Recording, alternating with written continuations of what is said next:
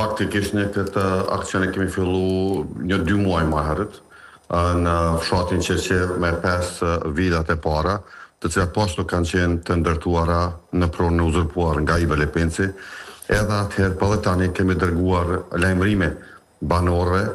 që ta lirojnë pronën e uzurpuar, sepse më tani e dini ju edhe liçeni i Ujmanit edhe mali Moknës është me ligj zonë e posaçme në mbrojtje, dhe pos kësaj ju e dini që uji Ujmanit trajtohet edhe si uji pijës, andaj ne jemi përgjegjës për furnizim me ujë mbi 600.000 banorë Republikën e Kosovës në 9 komunat e saj. Dhe ka qenë më së domosdoshme që Iber Lepenci ta kthejë plotësisht kontrollin në të gjitha pronat e saj. Pra të gjitha ato që i kemi identifikuar, ne kemi kërkuar nga Ministria e Mjedisit që së bashku nëpërmjet inspektoratit të ndërmerr aksionin dhe të na kthej pronat në gjendjen e kahershme, domethënë në gjendjen kur u kry ekspropriimi i tyre në vitin 1973. Ne ndërkohë javën e kaluar kemi pasur një takim në komunën e Zubin Potokut me përfaqësues të komunës, me banorët apo le themi pranarët ashtu të quajtur të këtyre vilave, të cilët kanë kërkuar,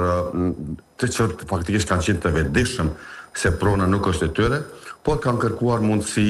të pagimit të ndonjë qiraje apo të marrëveshje me Iber Lepencin. Dhe ju nuk e keni pranuar këto apo jo?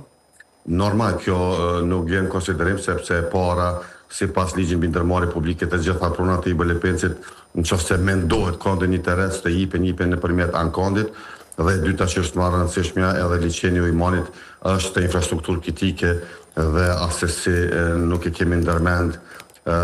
që këto prona apo kjo infrastrukturë të drejtohet nga dikush tjetër pos nga Iber Lepenci. Po dhe është raportuar, Zotri Mujka, mund të konfirmoni që bëhet fjalë që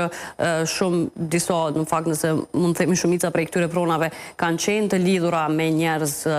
të politikës në veri të vendit, me listën sërbe, por edhe me ata që janë të kërkuar nga drejtësia, si që është Veselinović. Shikoni tash unë këtë ju them nga ajo që kam dëgjuar nga tereni, se këto shtëpi janë ndërtuar nga lista sërbe si shpërblim për këta njerëz që kanë shërbyer për listën sërbe gjatë viteve të kaluara. Pra ka qenë një lloj